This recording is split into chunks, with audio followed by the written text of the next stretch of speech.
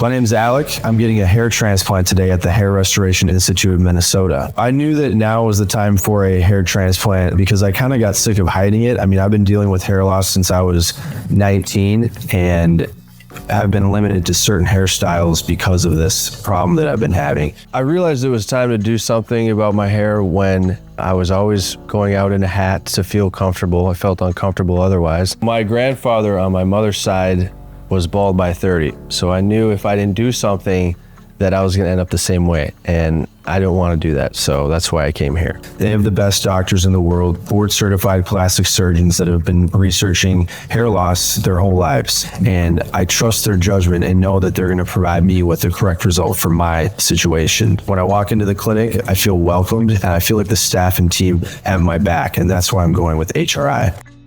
I had a hair transplant 1 year ago at the Hair Restoration Institute of Minnesota. If I had to explain my hair transplant experience in one word, I would say comfortable.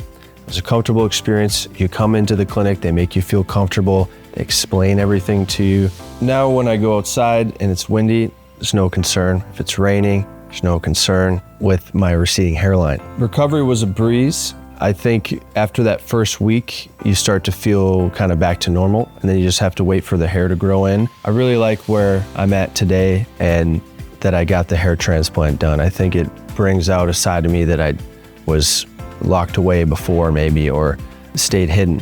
And now I can, free up my mind to think about more important things, knowing that I'm comfortable with my hairline and my result. And so I thank the people at HRI for helping me get there.